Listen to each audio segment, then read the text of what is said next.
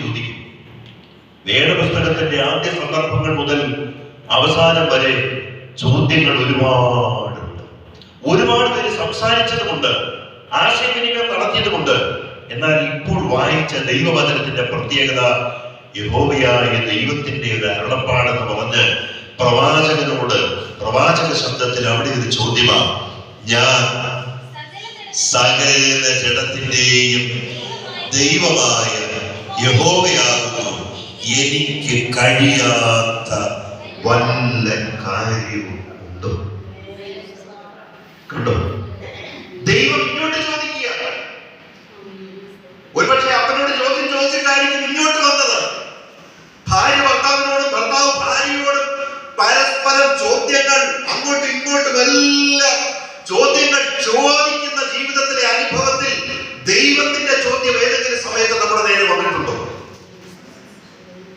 എന്നാൽ ഇന്ന് പകൽക്കാലം ഈ പ്രാർത്ഥനയിൽ ദൈവശബ്ദം എന്നോട് ചോദിക്കുക: കുഞ്ഞേ, ഞാൻ സകല ജഡത്തിന്റെയും ദൈവമായ യഹോവയാകുന്നു, എനിക്ക് കഴിയാത്ത വല്ല കാര്യവും ഉണ്ടോ?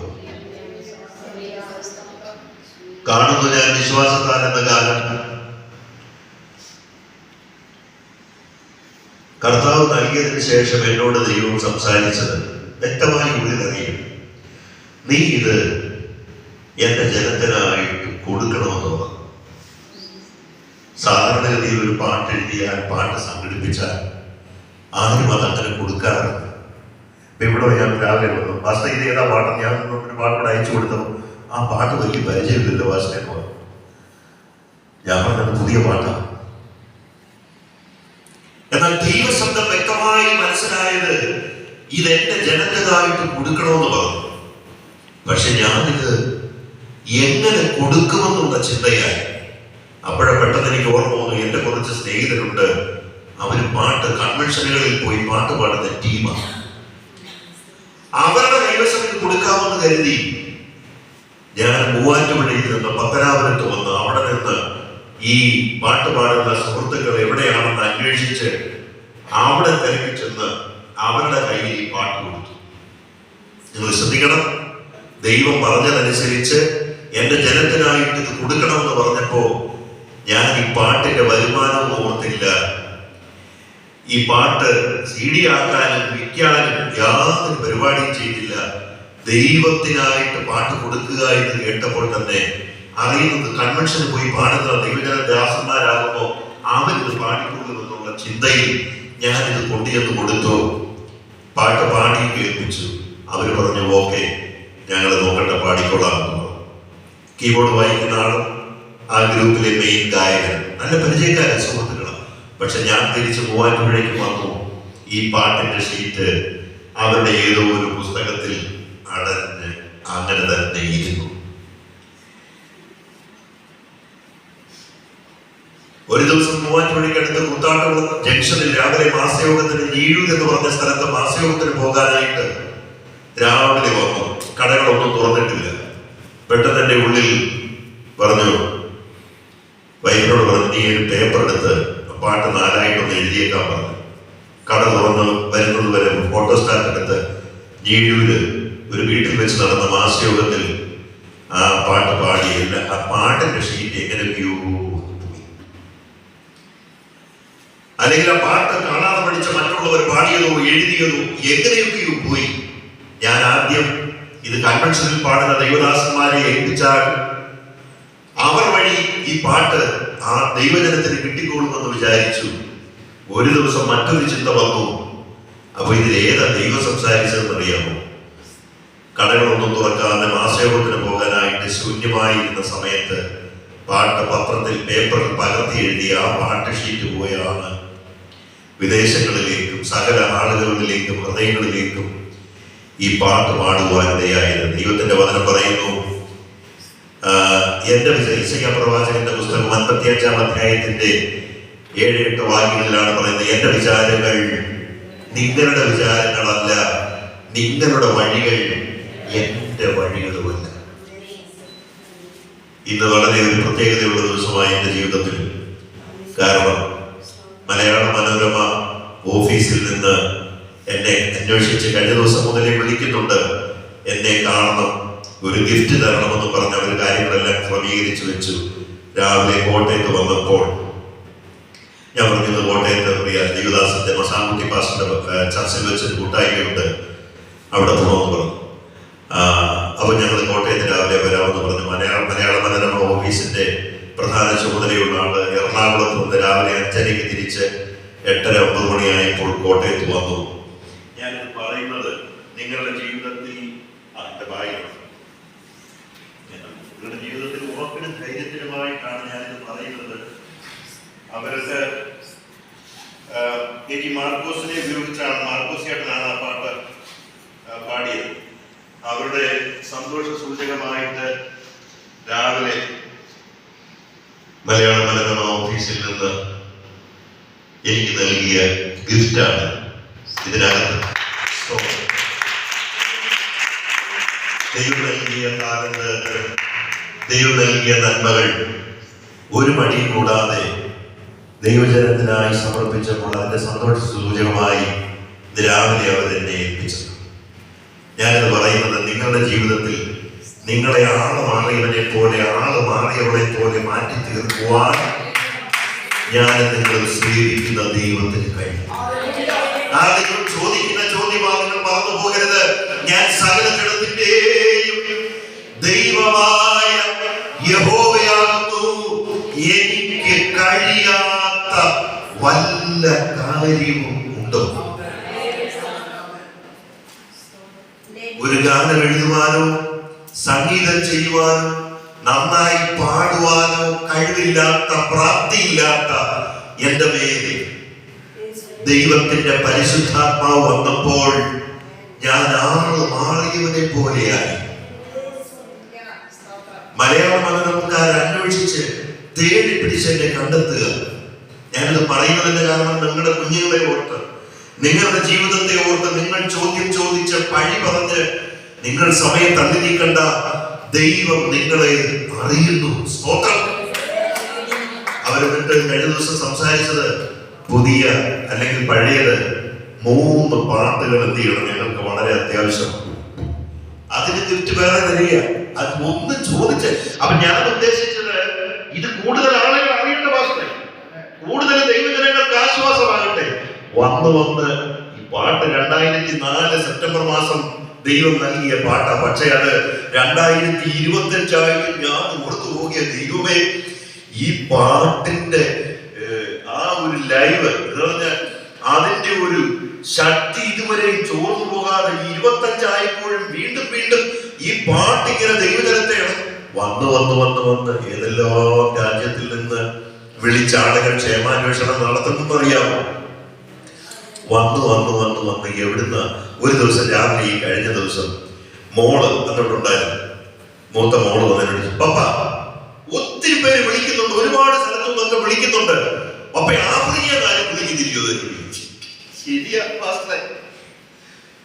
ഞാൻ ഓർക്കുക, അവള് കുഞ്ഞാറ്റെ, ആരാ കുഞ്ഞാറ്റെ? ആ എന്തോ മോളെ പേര് വേറെ എന്തോ ആൻസാ. അപ്പൊ എന്റെ മോളെ നമ്മളെ വീട്ടിൽ വിളിക്കുന്ന കുഞ്ഞാറ്റെ.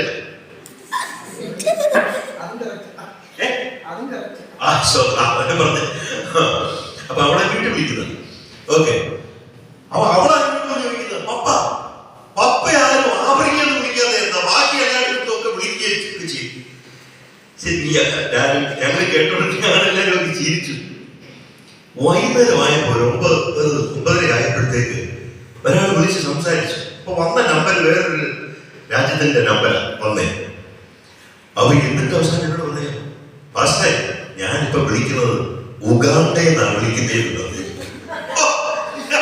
എന്റെ സാൻകുട്ടി പാസ്റ്ററെ, എന്റെ കുഞ്ഞുങ്ങളെ, ദൈവത്തിന്റെ പരിശുദ്ധാത്മാവ് വന്നാൽ അമേരിക്കയിൽ മാത്രമല്ല നിങ്ങളെ വിളിക്കുന്നത്, വന്ന് അങ്ങ് ഉഗാണ്ടയിൽ പോലും നിങ്ങളെ എന്ത് ചെയ്യും, വിളിക്കും. ഞങ്ങള് പറഞ്ഞ് ചിരിച്ചു. ഞാൻ അദ്ദേഹത്തോട് പറഞ്ഞു, എന്റെ സാറേ, ഞങ്ങൾ ഇവിടെ തമാശയ്ക്ക് എപ്പോഴും പറയുന്നത്, നീ പോയ ഉഗാണ്ടയ്ക്ക് പോകും എന്നൊക്കെ പറയാം, അങ്ങോട്ടും ഇങ്ങോട്ടും ഒക്കെ പറയാം. അദ്ദേഹം പറഞ്ഞു, ഞാനും പറയുമായിരുന്നു, ഞാനും UK യഥാർത്ഥത്തിൽ, പക്ഷേ ബിസിനസ്സുമായി ബന്ധപ്പെട്ട് മിക്ക സമയങ്ങളും ഇവിടെ ഉഗാണ്ടയിൽ, ആഫ്രിക്കയിലാണെന്ന് പറഞ്ഞു. രാവിലെ ഒറ്റ ചോദ്യമാണ് മോള് ചോദിച്ചത്, പപ്പ ആഫ്രിക്കയെന്ന് ആരും വിളിക്കത്തില്ലയോ? വൈകുന്നേരമായപ്പോഴേക്കും ഉഗാണ്ടയിൽ നിന്ന് കോളുക. കണ്ടോ കണ്ടോ കുഞ്ഞുങ്ങൾ, നിങ്ങൾ ശ്രദ്ധിച്ചോ? കണ്ടോ, ഞാൻ പറഞ്ഞത് ഇത് മറ്റൊന്നുമല്ല, ദൈവത്തിന്റെ പരിശുദ്ധാത്മാവ്, ദൈവത്തിന്റെ പരിശുദ്ധാത്മാവ് എന്റെ ജീവിതത്തിൽ ഇറങ്ങിയതുപോലെ നിങ്ങളുടെ ജീവിതത്തിൽ ഇറങ്ങിയാൽ, നിങ്ങളുടെ ഭവനത്തിൽ ഇറങ്ങിയാൽ, നിങ്ങളുടെ അനുഭവങ്ങളിലേക്ക് ദൈവത്തിന്റെ പരിശുദ്ധാത്മാവ് ഇറങ്ങിയാൽ, ഇവിടെ ഇരിക്കുന്ന കുഞ്ഞുങ്ങൾ നാളെ ആരൊക്കെ ആകുമെന്ന് ഇവിടെ ഇരിക്കുന്ന ആർക്കും പ്രവചിക്കുവാൻ കഴിയുകയില്ല. ആ ദൈവം നിങ്ങളോട് ചോദിക്കാൻ, നിങ്ങൾ അങ്ങോട്ടും ഇങ്ങോട്ടും എല്ലാം ചോദിക്കുക. തന്നെയല്ല, ചിലപ്പോ അടുക്കളയിൽ നിൽക്കുന്ന പാസമാമയെ കുറിച്ച്, പാസമാമ ഇപ്പൊ ഏതാണ്ടൊക്കെ ഇങ്ങനെ അടുക്കളയില് കറിക്ക് അരിയുകയോ ചോറ് വെച്ചുകൊണ്ടിരിക്കുകയൊക്കെ ചെയ്യുമ്പോൾ ഏതാണ്ടൊക്കെ പറയുന്നത്. അപ്പൊ പാസ് ചോദിക്കും, നീ കുറച്ചു നേരം കൊണ്ടത് അവിടെ നിന്ന് പറയുന്നേ. അപ്പൊ പാസ് നോക്കിയിട്ട് ഒന്നും മനസ്സിലാകുന്നില്ല. അപ്പൊ പാസ് ഒന്നും കൂടെ ചിലപ്പോ ഫ്രണ്ടിലെ റൂമിൽ ശരി ഓർത്ത് കഴിയുമ്പോഴും ഒന്നും മനസ്സിലാകുന്നില്ല. മലയാളവുമല്ല, ഇംഗ്ലീഷുമല്ല, ഒന്നും മനസ്സിലാകാത്ത ഭാഷ. ചെറോ ഒരു പിടിയും കിട്ടുന്നില്ല. ഭാഷ ആവുന്ന ചെവി ഇങ്ങനെ സൂം ചെയ്ത് ചെവിയൊക്കെ ഇങ്ങനെ ശ്രദ്ധിച്ചിട്ട് മനസ്സിലാകുന്നില്ല. മനസ്സിലാകാത്ത ഈ ഭാഷ ഏതാണെന്നറിയാമോ? ഇംഗ്ലീഷുമല്ല, തമിഴുമല്ല, യാതൊരു തരത്തിലും പിടികിട്ടാത്ത ഭാഷ. അവരവൻ എന്തോ പറയുന്നുണ്ട്, പിറുപിറുപ്പെന്ന് പറയുന്നത്. കണ്ടോ, നമ്മൾ പറഞ്ഞിട്ടുണ്ട്. ഞാനിത് ഭാഷമാമയും ഭാഷമാമ എന്നുള്ള രീതിയിലൊക്കെ പറഞ്ഞതേ ഉള്ളൂ. ഭാഷമാമ പിറുപിറുക്കുന്നതായില്ല. വീട്ടിൽ എന്റെ അമ്മ പറയുന്നുണ്ട്, എന്റെ അപ്പൻ പറയുന്നുണ്ട്. ഈ കുഞ്ഞുങ്ങൾ ശ്രദ്ധിച്ചാൽ അവർക്കറിയാം, അവരുടെ അപ്പനും പറഞ്ഞിട്ടുണ്ട്, അവരുടെ അമ്മയും പറഞ്ഞിട്ടുണ്ട്.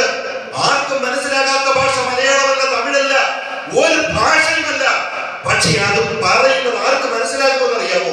സർവശക്തനായ ദൈവത്തിന് നിങ്ങളുടെ ആ പിറുപിറുപ്പിന്റെ ലാംഗ്വേജ് പോലും വ്യക്തമായി മനസ്സിലാക്കുവാനിടയായി. ദൈവത്തിന്റെ വചനത്തെ കുറിച്ച് അത് തന്നെയാണ് പറയുന്നത്. എബ്രായർക്ക് എഴുതിയ ലേഖനം 4-ാം അധ്യായം അതിന്റെ 12-ാമത്തെ വാക്യം പറയുന്നത്, ദൈവത്തിന്റെ വചനം ജീവനും ചൈതന്യമുള്ളതുമായി ഈ വായ്ത്തലയുള്ള ഏത് വാളിനേക്കാളും മൂർച്ചയേറിയതും പ്രാണനെയും ആത്മാവിനെയും സന്ധിമജ്ജകളെയും വേർപിടിക്കും വരെ തുളച്ചു ചെല്ലുന്നതും ഹൃദയത്തിലെ ചിന്തനങ്ങളും ഭാവങ്ങളും വിവേചിക്കുന്നതുമാകുന്നു. മാസ്റ്റർക്ക് മനസ്സിലായില്ല അമ്മാവ സംസാരിച്ചത്. കുഞ്ഞുങ്ങളെ, നിങ്ങളുടെ പപ്പ സംസാരിച്ചത് മമ്മിക്ക് മനസ്സിലായില്ല, മമ്മി സംസാരിച്ചത് പപ്പയ്ക്ക് മനസ്സിലായില്ല, സഹോദരൻ സഹോദരി സംസാരിച്ചത് പരസ്പരം ആർക്കും മനസ്സിലായില്ല. ഏത് മനുഷ്യൻ കണ്ടുപിടിച്ച ഉപകരണം വെച്ച് ഒപ്പിയെടുക്കുവാൻ നോക്കിയാലും മനസ്സിലാകാത്ത ഭാഷ നാം സേവിക്കുന്ന ദൈവത്തിന് മനസ്സിലാകും. ഹൃദയം നുറുങ്ങിയവർക്ക് യഹോവ സമീപസ്ഥൻ, മനസ്സ് തകർന്നവരെ അവൻ രക്ഷിക്കുന്ന ദൈവമാണ്. സ്തോത്രം. പക്ഷെ കുഞ്ഞുങ്ങൾ, നിങ്ങൾ നിങ്ങളുടെ പപ്പയുടെയും മമ്മിയുടെയും അധ്വാനം മനസ്സിലാക്കണം. എന്റെ മൂത്ത മകൻ അവധി കിട്ടുന്ന സമയത്ത് ഓടി വരുമ്പോൾ റെസ്റ്റ് എടുക്കാമെന്ന് കരുതി. നന്നായി ഏതെല്ലാം കോളേജുള്ളതെന്ന് പറഞ്ഞാലും ചൊവ്വയിലെ ആഹാരം ഇവർ കൊടുക്കത്തില്ല. നേഴ്സിംഗ് കോളേജുകളിലൊക്കെ. അപ്പൊ വീട്ടിൽ വന്നെന്തെങ്കിലും ഇച്ചിരി കൂലിയും രീതിയൊക്കെ ഉള്ളതൊക്കെ കഴിക്കാതെ കണ്ട് ഓടി ഇങ്ങോട്ട് വരുന്നത് റെസ്റ്റ് എടുക്കാൻ, 2 ദിവസം റെസ്റ്റ് എടുക്കാം. അപ്പൊ വരുമ്പോഴത്തേക്ക് യേശു കുരിശിൽ കിടക്കുന്ന പടമൊക്കെ നമ്മൾ കണ്ടിട്ടില്ല. വയറെല്ലാം പൊട്ടി, എല്ലാം ഇങ്ങോട്ടും പേരിലോട്ടായി. ഈ പരുവത്തിന് അവിടുന്ന് ഇങ്ങോട്ട് 2 ദിവസം 2 3 ഒരാഴ്ചത്തേക്ക് അവധി കിട്ടുമ്പോ വരുന്നത്. അവൻ വരുന്നതിന്റെ അന്ന് മുതൽ വർക്ക, സമുചിതമായിട്ടുള്ള വർക്ക.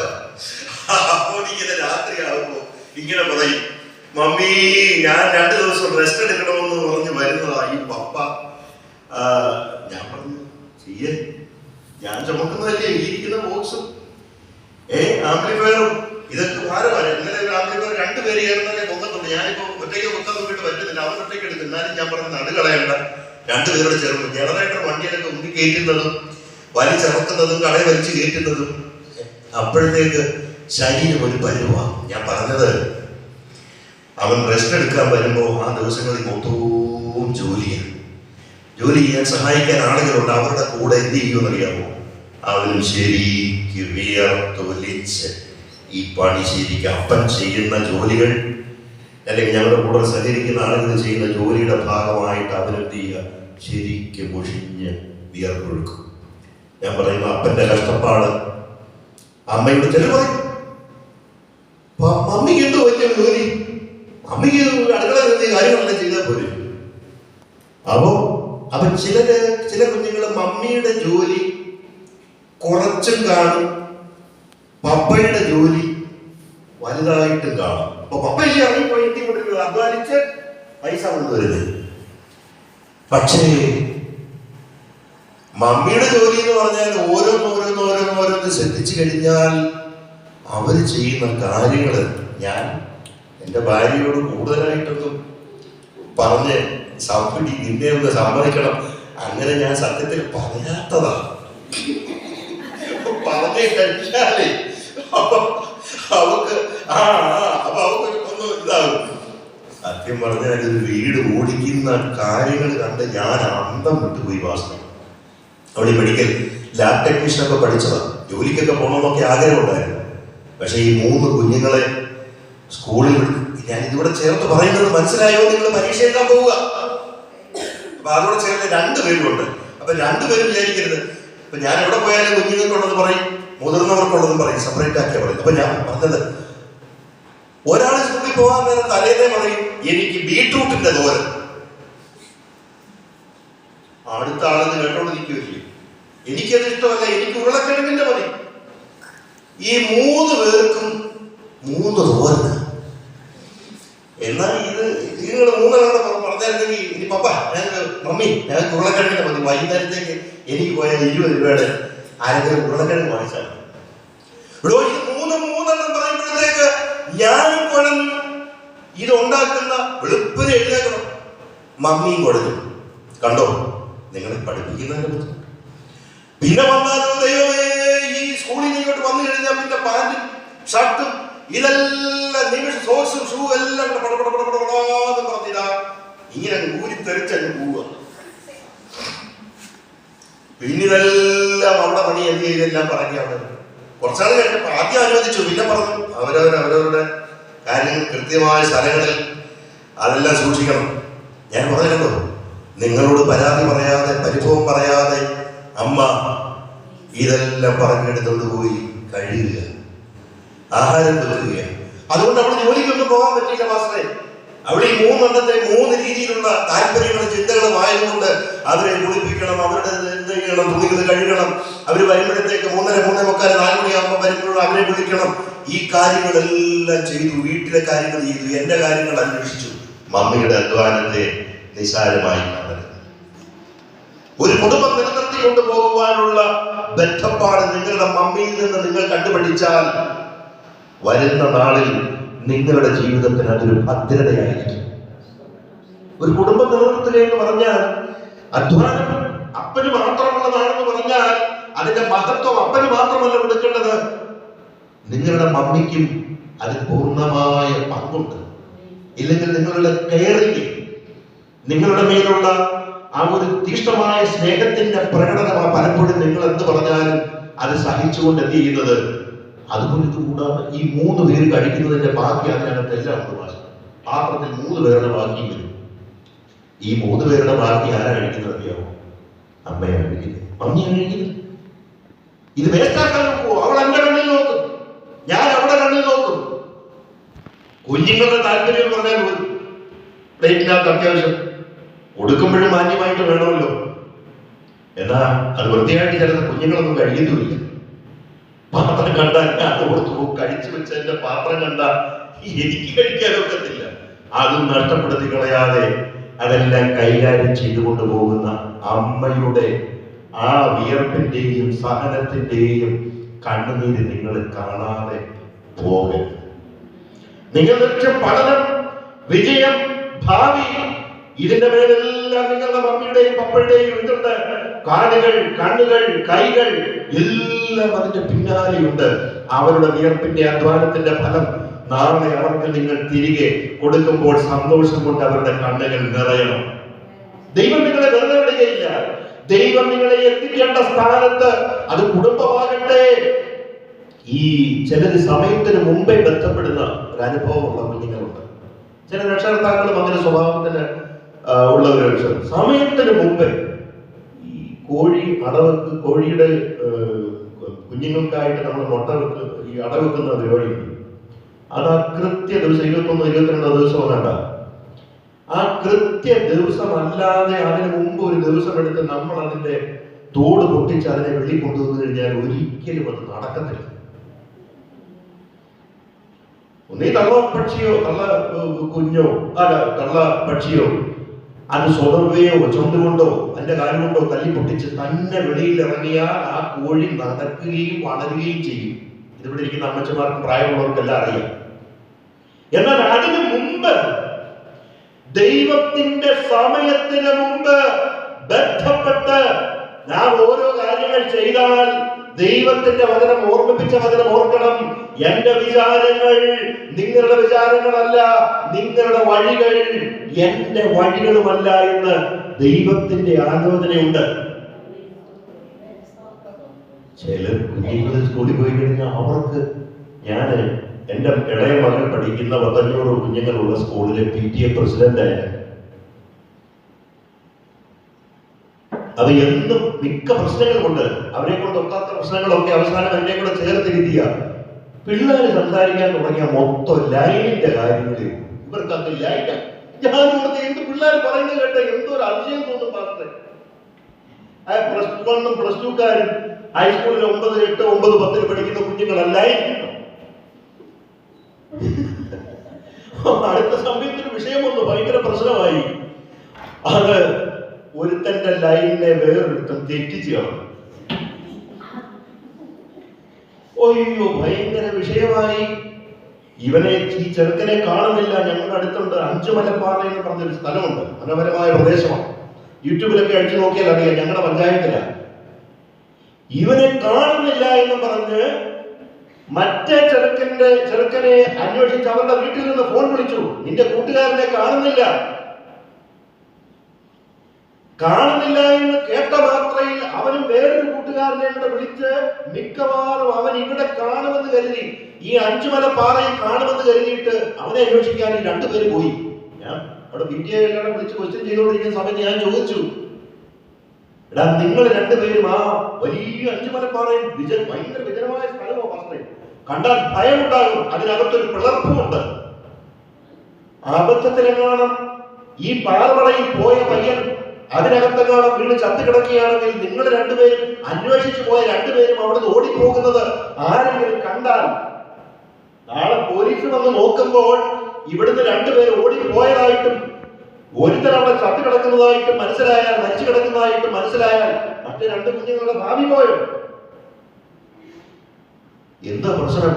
ഒരുത്തന്റെ ലൈനിനെ വേറൊരുത്തൻ തെറ്റിച്ചു കളഞ്ഞു എന്ന് പറഞ്ഞ് ഒരു തെറ്റിദ്ധാരണ. ഞാൻ പറഞ്ഞത്, നമുക്ക് ദൈവം സമയം തന്നിട്ടുണ്ട്. എന്റെ പ്രിയ കുഞ്ഞുങ്ങളെ, പഠനത്തിൽ അപ്പന്റെയും അമ്മയുടെയും അധ്വാനത്തിൽ ശ്രദ്ധ കേന്ദ്രീകരിച്ച് ഭാവി ഭദ്രമാക്കുവാൻ നിങ്ങളെ പുറപ്പെടുവിച്ചു കൊണ്ടുപോകുന്ന ദൈവത്തിന്റെ വഴിയിൽ നിന്ന് മാറാതെ, ആവർത്തന പുസ്തകം 5-ാം അധ്യായം അതിന്റെ 6-ാം വാക്യത്തിലാണെന്ന് തോന്നുന്നു, അടിമ വീടായ മിസ്രയീം ദേശത്ത് നിന്ന് നിന്നെ കൊണ്ടുവന്ന യഹോവയായ ഞാൻ നിന്റെ ദൈവമാകുന്നു. നിങ്ങൾ വിചാരിച്ചു ഏതോ ഒരു അപ്പന്റെ അമ്മയുടെയും അല്ലെങ്കിൽ ഒരു സഹോദരന്റെയും സഹോദരിയുടെയും കുഞ്ഞായിട്ട് ഞാൻ അന്ന് ജനിച്ചു എന്ന് ചിലപ്പോൾ നിങ്ങൾക്കൊരു തോന്നലുണ്ടാകും. അങ്ങനല്ല. ദൈവത്തിന്റെ മുൻനിർണയമാണ്, ദൈവത്തിന്റെ പദ്ധതിയാണ്. ചിലപ്പോ ചിലർ വിചാരിക്കും, കുഞ്ഞേ നീ എനിക്ക് ഉണ്ടായി പോയല്ലോ എന്ന് ചിലരൊക്കെ പറഞ്ഞു, പിള്ളേരോടൊക്കെ പറഞ്ഞു പോകും, മോനെ നീ ഞങ്ങൾക്ക് ഉണ്ടായി പോയല്ലോ. അത് രക്ഷകർത്താക്കളുടെ ഒരു തെറ്റിദ്ധാരണമുണ്ട്. ദൈവം കൃത്യമായി നിന്നെ അറിഞ്ഞ് നിന്നെ സംരക്ഷിക്കുവാൻ, നിന്റെ വാർദ്ധക്യത്തിൽ നിന്നെ തള്ളിക്കളയാതെ നിന്നെ കരുതുവാൻ, അപ്പനെയും അമ്മയും കരുതുവാൻ ദൈവം നൽകിയ അനുഗ്രഹീതമായ പൈതലാണ് ഇവിടെ ഇരിക്കുന്ന മകനും മകളും. ദൈവം നമുക്ക് തണുപ്പാകുവാൻ, സ്വസ്ഥമാകുവാൻ, ശാന്തമായി വാർദ്ധക്യത്തിൽ വിശ്രമിക്കുവാൻ ഒരുക്കിയ സങ്കേതമാണ് നമ്മുടെ കുഞ്ഞ്. അവന്റെ വളർച്ചയുടെ ഘട്ടങ്ങളിൽ ഉണ്ടാകുന്ന ചില വ്യത്യസ്തമായ അനുഭവങ്ങൾ കണ്ട് അവനെ ശപിക്കരുത്, അല്ലെ അവളെ ശപിക്കരുത്. അവരോട് ദൈവത്തിന്റെ വചനം പറയുമ്പോൾ ദൈവത്തിന്റെ പദ്ധതിയിലേക്ക്, ദൈവത്തിന്റെ വഴിയിലേക്ക് ദൈവം അവനെ എന്ത് ചെയ്തിരിക്കുക? കൊണ്ടുപോവുക. ഓരോ സ്റ്റെപ്പായി, ഘട്ടമായി എന്ത് ചെയ്യുക? ദൈവം നമ്മുടെ കുഞ്ഞുങ്ങളെ എന്ത് ചെയ്തുകൊണ്ടിരിക്കുക? നമ്മളെ കൊണ്ടുപോയി. നമ്മുടെ കുടുംബത്തെയും അതുപോലെ. നമ്മൾ വിചാരിക്കും ഇപ്പൊ ഇവിടെ വന്ന് കിടക്കുക, ഒരു രക്ഷയില്ല, മുമ്പോട്ട് പോകാൻ പറ്റുന്നില്ല, പുറകോട്ട് പോകാൻ പറ്റുന്നില്ല, ഒരു സ്ഥലത്തേക്ക് പോകാൻ പറ്റുന്നില്ല. നമുക്കത് തോന്നല. എങ്ങോട്ട് പോകാൻ പറ്റുന്നില്ല ദൈവമേ. പാസ്റ്ററോടും ആശാഭാവിയോടും ഒക്കെ പ്രാർത്ഥനാ വിഷയം പറഞ്ഞിട്ടും ഒരു രക്ഷയുമില്ലല്ലോ പാസ്റ്റർ, ഇവിടെ വന്ന് ഇങ്ങനെ കിടക്കുക. അങ്ങനെ തോന്നലുണ്ടാകും. പക്ഷെ ദൈവത്തിനൊരു ഉദ്ദേശമുണ്ട്. ദൈവം ലക്ഷ്യസ്ഥാനത്തേക്ക് നിങ്ങളെ കൊണ്ടുപോകുക. അത് ഏത് വീട്ടിലാണോ കുഞ്ഞെ മകളെ നീ പിറന്നത്, ഏത് ഭവനത്തിൽ, ഏത് രക്ഷകർത്താക്കൾക്കായിട്ടാണോ നീ പിറന്നത്, നിന്നെ ദൈവം കൊണ്ടുപോകുക. എന്തിനു വേണ്ടിയാ? ആർക്കാ കൊണ്ടുപോകാൻ കഴിയുന്നത്? പാസ്റ്ററെ ഇന്ന ബസ്സിൽ കയറി കോട്ടയത്ത് വന്നിട്ട് ഇന്ന ഭാഗത്തേക്ക് പോകുന്ന ബസ്സിൽ കയറി അവിടെ വന്ന് ഇറങ്ങുക.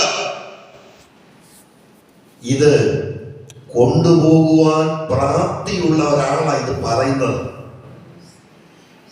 പാസ്റ്റർക്ക് ധൈര്യമായിട്ട് പറയാം, ഇന്ന ബസ്സിൽ കയറുക, ഇന്ന സ്ഥലത്ത് വന്ന് ഇറങ്ങുക, ഞാൻ അവിടെ നിന്ന് കൊണ്ടുപോകാം. ഞാൻ കോട്ടയം KSRTC നിന്ന് അവിടെ ഇറങ്ങിയിട്ട് നിന്ന് കരയുമോ, ഒരു പാസ്റ്റർ എന്നെ വിളിച്ച് അവിടെ വന്ന് ഇറങ്ങണമെന്ന് പറഞ്ഞു. ഞാൻ എങ്ങനെ പോകും? ബൈക്കിലാണോ, കാറിലാണോ, നടന്നാണോ? ഞാൻ ഭാരപ്പെടേണ്ട കാര്യമില്ല. പുറപ്പെടുവിച്ച് കൊണ്ടുപോകുവാൻ പ്രാപ്തിയുള്ളവർ ഒറ്റ വാക്കിൽ പറഞ്ഞു, KSRTC വന്ന് ഇന്ന ബസ്സിൽ കയറി അടുത്ത സ്റ്റോപ്പിൽ ഇന്ന ഭാഗത്ത് ഇറങ്ങുക. ഞാൻ എന്തിനാ ഭയപ്പെടുന്നത്? നിങ്ങളെ പുറപ്പെടുവിച്ച് കൊണ്ടുവന്ന് ആക്കുവാൻ ശക്തിയുള്ള ദൈവം നിങ്ങളോട് പറഞ്ഞു.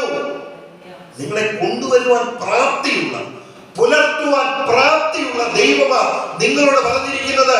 ധൈര്യമായി നിങ്ങളുടെ വലക്കരം പിടിച്ചിരിക്കുന്നത്. നമ്മളതുകൊണ്ട് ക്ഷീണിച്ചും ഭാരപ്പെട്ടും ഇവിടെ കിടക്ക് പറയുക, ദാവീദും പറഞ്ഞു, മുമ്പോട്ട് പോകാനും വയ്യ, പുറകോട്ട് പോകാനും വയ്യ, ഇങ്ങോട്ട് പോകാൻ വയ്യ, ഇനി നമ്മളെങ്ങോട്ട് പോകും? ഞാൻ ഓർമ്മപ്പെടുത്തുന്നത്, ഏലാ താഴ്വരയുടെ മുകൾ ഭാഗത്തെ പർവ്വതത്തിൽ ഒരു കല്ല്, ഒരുപക്ഷെ കാറ്റടിച്ചാകാം ആ കല്ല് ഉരുണ്ട് താഴേക്ക് വന്നു. അല്ലെ ഭൂമിയിൽ എന്തെങ്കിലും ഒന്ന് ഒരു കുലുക്കമുണ്ടായി, ആ കല്ല് വിളക്കം തട്ടി ആ കല്ല് താഴേക്ക് വന്നു, മറ്റൊരു കല്ലിൽ കൂട്ടിയിടിച്ചു, പൊട്ടിച്ചിതറി കൂർത്ത രൂപമായി, ആകൃതിയില്ലാതെ, സൗന്ദര്യമില്ലാതെ, അങ്ങോട്ടും തട്ടി ഇങ്ങോട്ടും തട്ടി ഒക്കെ താഴേക്ക് വരാൻ തുടങ്ങി. എന്നോട് ദൈവം സംസാരിച്ച കാര്യങ്ങളാണ് ഞാൻ പറയുന്നത്. ഒരു കല്ലായിട്ടിരുന്നതാ, പക്ഷെ ഒരു സുപ്രഭാതത്തിൽ, ഒരു രാത്രിയിൽ, ഏതോ ഒരു സന്ദർഭത്തിൽ ഇത് പൊട്ടി തകർന്ന് താഴേക്ക് ഉരുളുകയാണ്. ഉരുണ്ട് വരുമ്പോൾ ഇതിനൊരു ആകൃതിയുമില്ല, കോർത്ത രൂപങ്ങളാ, ഒരു മാനസാന്തരവുമില്ല. അങ്ങോട്ടും ഇങ്ങോട്ടും ചോദിച്ചടാ, നമ്മൾ ഒന്നായിട്ടിരുന്നതാ, ഇതെങ്ങോട്ട് പോവുകയോ എവിടേക്ക് പോവുകയോ ഒരു പിടി കിട്ടുന്നില്ലല്ലോ. ഉരുണ്ട് താഴെ വന്ന് ഒരു തോട്ടിലേക്ക് വന്ന് വീഴുകയാണ്. പിന്നെ അവിടെ ഉരുളാൻ തുടങ്ങി. അടുത്ത വെള്ളപ്പൊക്കത്തിന്, അടുത്ത കാറ്റിൽ ഉരുളാൻ തുടങ്ങി. അവിടത്തേക്ക് ഈ ആകൃതി ഇല്ലാതെ കിടന്ന പൊട്ടിത്തെറിച്ച കല്ലുകളൊക്കെ എന്തിയെ ഉരുളാൻ തുടങ്ങി. ഉരുണ്ട് ഇപ്പൊ വലിയതാണെന്ന് കരുതിയിരുന്ന ഭാവങ്ങളെല്ലാം മാറി ചെറിയ രൂപത്തിലേക്ക് വരാൻ തുടങ്ങി. അപ്പൊ ദൈവം നോക്കിക്കൊണ്ടിരിക്കുക. സങ്കീർത്തനത്തിൽ പ്രകാരം പറയുന്നു, യഹോവ സ്വർഗത്തിൽ നിന്ന് മനുഷ്യപുത്രന്മാരെ നോക്കുന്നു, അവരുടെ സകല ഹൃദയങ്ങളെ അവൻ ഒരുപോലെ മെനഞ്ഞിരിക്കുന്നു. നിങ്ങൾ വിചാരിക്കും ദൈവം ഭൂമിയിൽ പിറന്നതിന് ശേഷം ദൈവത്തിന്റെ നോട്ടമൊന്നും എന്റെ മേലും നിങ്ങളുടെ മേലും ഇല്ല എന്ന് ചിലപ്പോൾ ചിലർ വിചാരിച്ചിരിക്കും. അല്ല, അമ്മയുടെ ഉദരത്തിൽ നിന്ന് പുറത്തു വന്ന നാൾ മുതൽ ദൈവത്തിന്റെ ദൃഷ്ടിയിൽ നിന്ന് നിങ്ങൾ മാറിയിട്ടില്ല. ആരും അങ്ങനെ വിചാരിക്കണ്ട, ആരും തെറ്റിദ്ധരിക്കണ്ട. അതുകൊണ്ടാ സങ്കീർത്തനക്കാരൻ പറയുന്നു, എത്രത്തോളം 13-ാം സങ്കീർത്തനത്തിൽ സങ്കീർത്തനക്കാരൻ പറയുന്നു, യഹോവേ നീ എത്രത്തോളം ഞാൻ കാണാതെ വണ്ണം നിന്റെ മുഖത്തെ മറയ്ക്കും. അങ്കലാപ്പ, നീ എന്നെ മറന്നു കളഞ്ഞോ? നീ എന്നെ കുറിച്ച് വിചാരിക്കുന്നില്ലയോ? ഇങ്ങനെയൊക്കെയുള്ള ഒരുപാട് ചിന്തകൾ ജീവിതത്തിന്റെ പരിവരുത്ത അനുഭവങ്ങളിൽ മാതാപിതാക്കൾക്ക്, രക്ഷകർത്താക്കൾക്ക്, കുഞ്ഞുങ്ങൾക്ക് ചില സന്ദർഭങ്ങളിലൊക്കെ ഉണ്ടാകും. ഈ കല്ല് വന്ന് തോട്ടിൽ വീണു. അങ്ങോട്ടും ഇങ്ങോട്ടും പറയുകടാ, ഇനിയിപ്പോ എങ്ങോട്ടാ പോകുന്നത്? മുമ്പോട്ട് പോകാൻ വയ്യ, പുറകോട്ട് പോകാൻ വയ്യ, ഒരു രക്ഷയില്ല.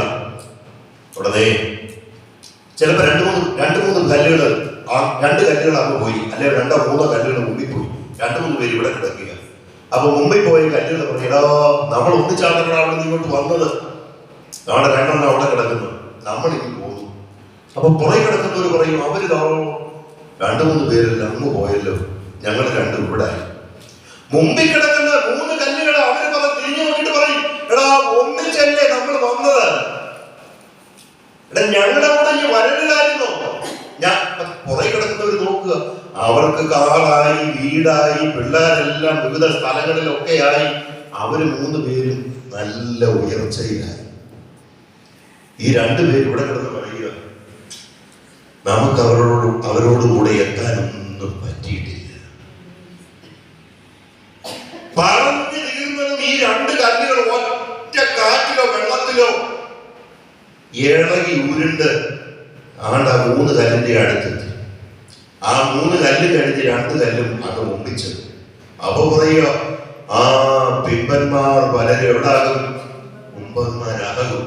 ഞങ്ങളും ഇനി വന്നു, എന്തായാലും ഉള്ള ഈ 5 പേരും അവിടെ ചെന്ന് അവിടെ കിടപ്പാ. അപ്പൊ അവര് പറഞ്ഞ് നമ്മളെല്ലാം ഒന്നിച്ചു വന്നു, ഇനി എങ്ങനെ മുമ്പോട്ട് പോകാൻ വയ്യ, പുറകോട്ട് പോകാൻ വയ്യ. ദൈവത്തിന്റെ വചനം പറയുന്നത്, ജ്ഞാനിയെ ലജ്ജിപ്പിപ്പാൻ ദൈവം ലോകത്തിൽ ഭോഷത്വമായതിനെ തിരഞ്ഞെടുക്കുന്ന ദൈവം. ബലമുള്ളതിനെ ലജ്ജിപ്പിപ്പാൻ ദൈവം ലോകത്തിൽ കുലഹീനവും എന്ന് പറഞ്ഞാൽ നികൃഷ്ടമായത് ഏതുമില്ലാത്തതിനെയും തിരഞ്ഞെടുക്കുന്ന ദൈവം. ഒന്ന് നമുക്ക് ചിന്തയുണ്ട്. ചില പറയൂ, സൗന്ദര്യമുള്ളവരെ മാത്രമേ ചില കാര്യങ്ങൾക്ക് തിരഞ്ഞെടുക്കുന്നുള്ളൂ. ചിലർക്ക് അങ്ങനെ ചിന്തവരും. വിദ്യാഭ്യാസം ഉള്ളവരെ മാത്രമേ ചില കാര്യങ്ങൾ തിരഞ്ഞെടുക്കുന്നുള്ളൂ. യോഗ്യതയുള്ളവരെ മാത്രമേ ചില സ്ഥലങ്ങളിലേക്ക് തിരഞ്ഞെടുക്കുന്നുള്ളൂ. കുഞ്ഞുങ്ങളെ, നിങ്ങളൊന്നും ഭാരപ്പെടണ്ട. ഇപ്പൊ ഈ കഴിഞ്ഞ ദിവസം പരസ്യത്തിൽ പോയപ്പോ ആദ്യത്തെ വാർത്ത, ആശാരി കുടുംബത്തിൽ നിന്ന് വന്ന ഒരു ഭാര്യ ഞങ്ങളുടെ കൂടെ ഉണ്ട്. അദ്ദേഹത്തിന്റെ മകൾ കാനഡയിലായിരുന്നു, ജോലി ഒന്നുമില്ല, ഒരു സുപ്രഭാതത്തിൽ ജോലി നഷ്ടപ്പെട്ടു. പക്ഷേ ഒരിക്കലും കിട്ടുമെന്ന് പ്രതീക്ഷയില്ലാതിരുന്ന സ്ഥാനത്ത് ഗവൺമെന്റിന്റെ മാന്യമായ ഏറ്റവും ഹൈ സാലറിയിലുള്ള ഒരു ജോലി ആ കുഞ്ഞിനെ ഈ കഴിഞ്ഞ ദിവസം ലഭിച്ചു. അദ്ദേഹത്തിന്റെ പേര് മദനൻ എന്നാണ്, അച്ഛന്റെ പേര്. എല്ലാവർക്കും അതിശയമായി. എന്ന് പറഞ്ഞാൽ ഒരു പ്രതീക്ഷയ്ക്ക് വകയില്ലാത്ത, അപ്പൊ അതിന്റെ പ്രധാനപ്പെട്ട കാരണം കാണാനൊന്നും അത്ര വലിയ ഭംഗിയൊന്നുമില്ല. അപ്പൊ പല സ്ഥലങ്ങളിലും, ഉന്നത സ്ഥലങ്ങളിൽ, വിദേശങ്ങളിലൊക്കെ ജോലി ചെയ്യണമെങ്കിൽ അതിൻ്റെതായ ഫിസിക്കലി ഫിറ്റായ ആളുകൾക്ക് മാത്രമേ ജോലി എടുക്കാറുള്ളൂ. അപ്പോൾ ഇവിടെ ഓർമ്മപ്പെടുന്ന, ദൈവം നിങ്ങളെ ഉദ്ദേശിച്ചിട്ടുണ്ടെങ്കിൽ, ദൈവം നിങ്ങളെ ഉദ്ദേശിച്ച് ദൈവത്തിന്റെ ഒരു പദ്ധതി വെളിപ്പെടുത്തുവാൻ ദൈവം ഉദ്ദേശിച്ചിട്ടുണ്ടെങ്കിൽ, ഇപ്പോൾ ഇവിടെ പറയുകയാണ്, നമ്മളെല്ലാവരും ഒന്നിച്ചു വന്ന് കിടക്കാം, അങ്ങോട്ടും പോകാൻ വയ്യ, ഇങ്ങോട്ടും പോകാൻ വയ്യ, എങ്ങനെ രക്ഷപ്പെടുമെന്ന് കരുതിയിരിക്കുന്ന സ്ഥലത്ത് ദൈവത്തിന്റെ അത്ഭുത പ്രവർത്തിക്കാം. നിമിഷനേരങ്ങൾ അവരിങ്ങനെ ശ്രദ്ധിച്ച് പതുക്കെ പതുക്കെ പതുക്കെ ഒരു കാൽപാദത്തിന്റെ ശബ്ദം. ഇനി ഒരു ദിക്കിലേക്കും ഒരു ഉയർച്ചയില്ലെന്ന് കരുതിയിരിക്കുന്ന സമയത്ത് അവിടെ ഒരു കാൽപാദത്തിന്റെ ശബ്ദത്തിൽ ഒരു കൈ വന്ന് ഈ 5 കല്ലുകളെയും, വർഷങ്ങളായി 5 കല്ലുകളെയും ഉയർത്തിയെടുക്കുന്ന ഒരു അനുഭവം. സങ്കീർത്തനം 91:14 വാക്യം പറയുന്നു, അവൻ എന്നോട് പറ്റിയിരിക്കാൻ ഞാൻ അവനെ വിടുവിക്കും, അവൻ എന്റെ നാമത്തെ അറിയുകയാൽ ഞാൻ അവനെ ഉയർത്തും.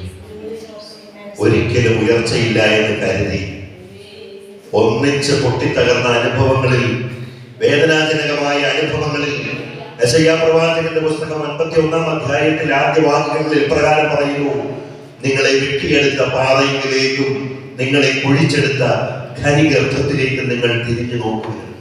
അടർത്തി മാറ്റപ്പെട്ട അനുഭവത്തിൽ, പൊട്ടിത്തകർന്ന അനുഭവത്തിൽ കൊണ്ടുപോയ ദൈവത്തിന്റെ പദ്ധതികളെ ഓർത്ത് ഇപ്പോൾ സംഭവിച്ചത് അടുത്ത ഒരു കരം. ഒരിക്കലും ഉയർച്ചയില്ല, മുൻപോട്ടും പിൻപോട്ടും സൈഡിലേക്കും ഒന്നും പോകാൻ കഴിയുകയില്ല എന്ന് കരുതിയിരുന്ന സ്ഥാനത്ത് ദാവീദിന്റെ കരങ്ങൾ ഈ 5 കല്ലിനെയും എന്ത് ചെയ്തു? ഉയർത്തിയെടുത്തു, തന്റെ പൊക്കണത്തിലിട്ടു. അപ്പോൾ ഒന്നിനും കൊള്ളുകയില്ല എന്ന് കരുതുന്ന സാഹചര്യത്തിൽ നിന്ന് എനിക്കതിനുള്ള ആരോഗ്യമില്ല, എനിക്കതിനുള്ള സൗന്ദര്യമില്ല, എനിക്കതിനുള്ള നിറമില്ല, എനിക്കതിനുള്ള കുടുംബ പശ്ചാത്തലമില്ല, എനിക്കതിന് പണമുള്ള അപ്പനും അമ്മയുമില്ല എന്ന് കരുതുന്ന സാഹചര്യത്തിൽ ദൈവം നിങ്ങളോട് പറയുന്നു, ബലമുള്ളതിനെ ലജ്ജിപ്പിക്കാൻ. ദൈവം ബലമില്ലാത്തതിനെ, കുലഹീനമായതിനെ, നികൃഷ്ടമായതിനെ, ഏതുമില്ലാത്തതിനെ തിരഞ്ഞെടുക്കുന്ന ദൈവമാ. ഒരു ജഡവും ദൈവസന്നിധിയിൽ പ്രശംസിക്കാതിരിക്കേണ്ടതില്ല. മനസ്സിലായോ? നിങ്ങൾക്ക് ഒരുപക്ഷെ ബുദ്ധിയില്ലാന്ന് തോന്നും, നിങ്ങൾക്ക് ഒരുപക്ഷെ എന്തില്ല, വേണ്ടതുപോലെ ഉയർന്നു വരുവാൻ സാധ്യതയില്ല എന്ന് തോന്നും. പക്ഷെ ദൈവം വെറുതെ വിടുന്ന ദൈവമാണ്. പിടിച്ചിറക്കിയ ദൈവം, കൊണ്ടുവരുന്ന ദൈവം, പുറപ്പെടു വെച്ച ദൈവം, കൊണ്ടു ചെന്ന് എത്തിക്കുവാൻ പ്രാപ്തിയുള്ള ദൈവമാണ്. ഞാൻ ഈ പറഞ്ഞ മൂത്ത കുഞ്ഞിനെ 1.5 മാസം കഴിഞ്ഞ സ്കൂളിൽ കൊണ്ട് ചേർത്ത കാര്യം ഞാൻ പറഞ്ഞു. 9ാം ക്ലാസ് വന്നപ്പോഴേക്കും ഞാൻ 3 പേരെ പഠിപ്പിക്കുക ഇംഗ്ലീഷ് മീഡിയം സ്കൂളിൽ. കിട്ടുന്ന പൈസ മുഴുവൻ ഫീസ് കൊടുക്കുക. അച്ഛനോട് എന്ന് പറഞ്ഞു, അച്ഛൻ എനിക്ക് TC തന്നേര് മോനെ, 10ാം ക്ലാസ് ഭയങ്കര ഫീസാണ്, 3 പേർക്ക് കൂടെ ഒരു മാസം നല്ലൊരു എമൗണ്ട് വരും, അതുകൊണ്ട് TC വേണം, ഞാൻ വേറെ ഏതെങ്കിലും സ്കൂളിൽ ചേർത്തോളാന്ന് പറഞ്ഞ് മോനെ TC എഴുതി വാങ്ങിച്ചു. TC തന്നു. പത്തനാപുരത്തെ സ്കൂളിലേക്ക് അടൂരിൽ നിന്ന് എഴുതി തന്നു. അടുത്ത ദിവസം മൗണ്ട് സിയോൺ മെഡിക്കൽ കോളേജിൽ വെച്ച് ഞങ്ങളുടെ ഒരു അധ്യാപകന്റെ അവരുടെ ഒരു പ്രാർത്ഥന നടത്തുക. അപ്പൊ എന്നോട് പറഞ്ഞു, സുനിൽ ബ്രദറെ, അവിടെ ഒരു പ്രാർത്ഥന നടക്കുന്നു, 2 ബോക്സ് കൊണ്ട് വെക്കണേ, സാധനങ്ങളുമായിട്ട് പറഞ്ഞേന്ന് പറഞ്ഞു. ഞാൻ എനിക്കൊരു വണ്ടിയുണ്ട്, അതിനകത്ത് ഇതെല്ലാമായിട്ട് അവിടെ ചെന്ന് ഈ വണ്ടിക്കകത്തുള്ള സാധനങ്ങളെല്ലാം ഇറക്കി അത് ചുമന്ന് മുകളിലേക്ക് കൊണ്ടുപോകണം. മണകാല തിയോളജിക്കലെ സെമിനാരിയിലെ അധ്യാപകനാണ്. അപ്പൊ സാറിനോട് പറഞ്ഞു, സുനിൽ, ഈ സാധനങ്ങളൊക്കെ ഞങ്ങളിങ്ങനെ ഇറക്കിക്കൊണ്ടിരിക്കുക. ആ കൂട്ടത്തിൽ സാറിനോട് പറഞ്ഞു, സുനിലെ, എനിക്ക് UK പോകാൻ ഒരു ക്രമീകരണമുണ്ട്, പക്ഷെ പേപ്പറിൽ ഒരു ചെറിയ മിസ്റ്റേക്ക് ഉണ്ട്. ഈ പ്രാവശ്യം കൂടെ അത് അവരുടെ ശ്രദ്ധയിൽപ്പെട്ടാൽ എനിക്ക് ഇനി ഒരിക്കലും UK പോകാൻ കഴിയത്തില്ല, പ്രാർത്ഥിക്കണമെന്ന്. ഞാൻ ആ സമയത്ത് പറഞ്ഞു, പാസ്റ്ററെ, സാറെ പ്രാർത്ഥിക്കാം. വേദപുസ്തകത്തിൽ ഒരു കാര്യം ഇപ്രകാരം പറയുന്നല്ലോ, ദാവീദ് കയറിയ ഗുഹയുടെ മുൻപിൽ ചിലന്തിയെ കൊണ്ട് ദൈവം വല കെട്ടി. ശൗലും കൂട്ടരും അവിടെ വന്നപ്പോൾ ഗുഹാമുഖത്ത് ചിലന്തിയുടെ വലയുള്ളത് കൊണ്ട് അവിടേക്ക് ആരും അടുത്ത സമയത്ത് പ്രവേശിച്ചിട്ടില്ല, അതുകൊണ്ട് നമുക്ക് മറ്റൊരു വഴിക്ക് പോകാമെന്ന് പറഞ്ഞ് ശൗലും കൂട്ടരും ഒഴിഞ്ഞു പോയപ്പോൾ ദാവീദിന്റെ ആയുസ് ദൈവം രക്ഷിച്ചു. സാറിന്റെ പേപ്പർ എടുക്കുമ്പോൾ ആ ഉദ്യോഗസ്ഥന്റെ കണ്ണെന്ത് ചെയ്യും, ഒരു അന്ധത പോലെ കാണാതെ പോകും. സാർ ധൈര്യമായിട്ട് പൊക്കോ എന്ന് പറഞ്ഞു. എന്റെ പ്രിയമുള്ളവരെ, സാറ് UK പോയി. സാറ് UK പോയി എന്നെ വിളിച്ചു, സുൽബ്രദറെ, കാര്യം ഇങ്ങനെ നടന്നു. സുൽബ്രദറിനെയും കുഞ്ഞുങ്ങളെയും ഞങ്ങൾ കുടുംബത്തെയും ഓർത്തു. അവിടെയുള്ളൊരു ദൈവദാസനോട് സംസാരിച്ചു. അടുത്ത വർഷം ഈ 3 കുഞ്ഞുങ്ങളെയും പഠിപ്പിക്കുവാനുള്ള ഫീസ് സാർ മുഖേന ആ ദൈവദാസൻ ക്രമീകരിച്ച് തരുവാനിടയാണ്. ഞാൻ ഈ TC കൊണ്ട് തിരിച്ച് അച്ഛൻ്റെ അടുത്ത് വന്നു, പ്രിൻസിപ്പാൾ അച്ഛൻ്റെ അടുത്ത് വന്നു, അച്ഛോ, ഈ TC എനിക്ക് ഈ കുഞ്ഞിനെ തിരിച്ചിവിടെ ചേർക്കണം. കണ്ടോ, അച്ഛൻ അറിയാമല്ലോ, ഞങ്ങളുടെ എന്റെ കയ്യിൽ പൈസ ഇല്ലാഞ്ഞിട്ടാ ഞാൻ കുഞ്ഞിന്റെ TC വാങ്ങിച്ചത്.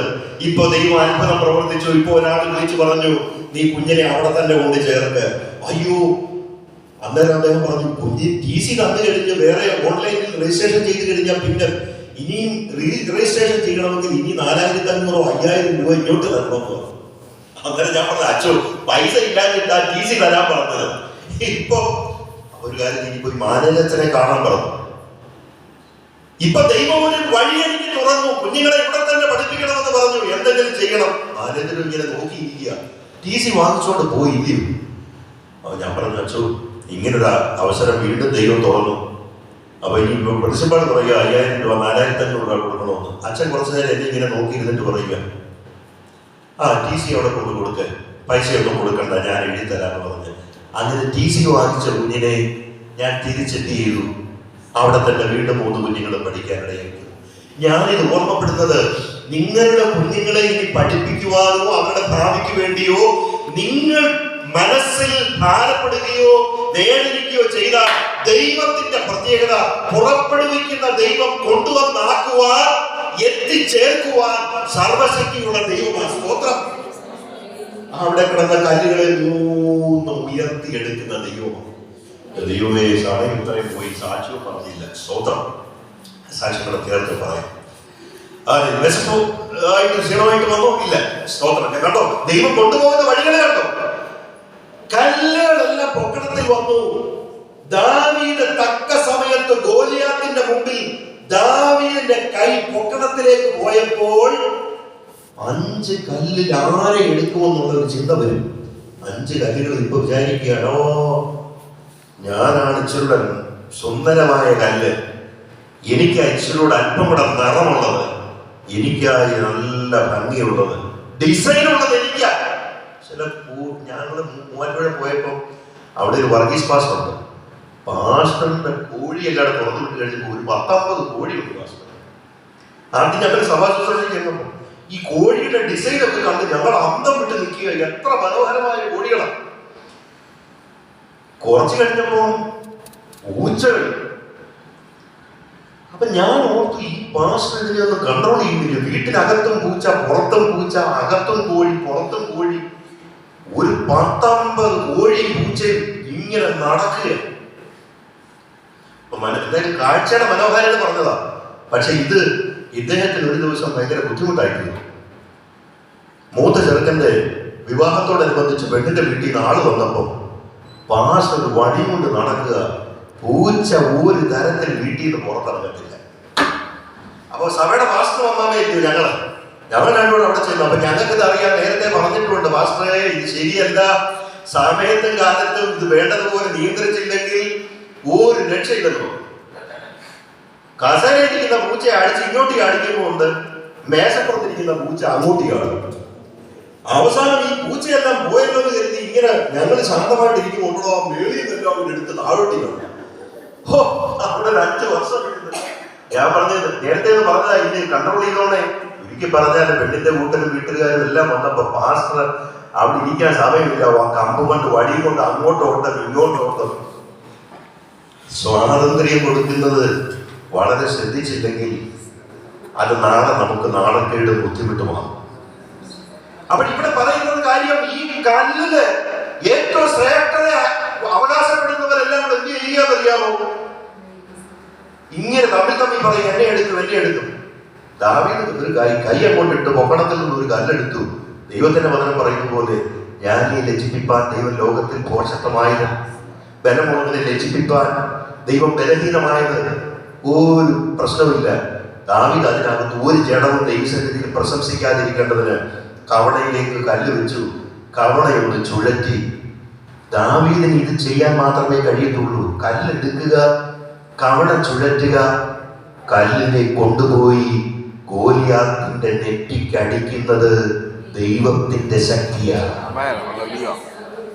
പുറപ്പെടുവിച്ചു കൊണ്ടുപോയി ആക്കി വെക്കുന്നത് അററാട്ട് പർവ്വതത്തിൽ നോഹയെയും കുടുംബത്തെയും കൊണ്ടുചെന്ന് ഉറപ്പിക്കുന്നത് ദൈവത്തിന്റെ പദ്ധതിയാണ്. അപ്പനും അമ്മയ്ക്കും കുഞ്ഞുങ്ങളുടെ കാര്യത്തിൽ ചില ക്രമീകരണങ്ങളൊക്കെ ചെയ്യാം, പക്ഷെ അവരെ കൊണ്ടുചെന്ന് ഉറപ്പിക്കുന്നത് ദൈവത്തിന്റെ പദ്ധതിയാണ്. അതുകൊണ്ട് അപ്പനെന്നുള്ള നിലയിലും അമ്മയെന്നുള്ള നിലയിലും നിങ്ങളുടെ റോള് നിങ്ങൾ ഭംഗിയായി ചെയ്യുക. അവരെ എവിടെയാണ് ഉറപ്പിക്കേണ്ടുന്നത് അത് ദൈവ നിശ്ചയമാണ്. സ്തോത്രം.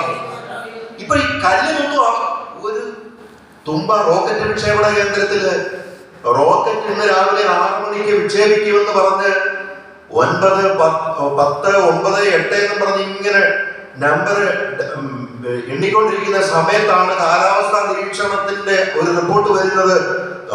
ഇപ്പൊ ഒരു കാറ്റടിക്കാനുണ്ടെന്ന് പറഞ്ഞു കഴിഞ്ഞാൽ ഉടനെ വിക്ഷേപണം മാറ്റി വെക്കുക. റോക്കറ്റിന്റെ വിക്ഷേപണം അവർ പറയും 5 വരെ ആയി കഴിയുമ്പോ കാലാവസ്ഥ അവരുടെ റിപ്പോർട്ട് വരുന്ന സെക്കൻഡുകൾക്ക് ഇങ്ങനെ വന്നുകൊണ്ടിരിക്കുക. ഇപ്പൊ കാറ്റിനുള്ള സാധ്യതയുണ്ട്, അതുണ്ടെന്ന് പറഞ്ഞു കഴിഞ്ഞാൽ വിക്ഷേപണം അവർ മാറ്റി വെക്കുകയാണ്.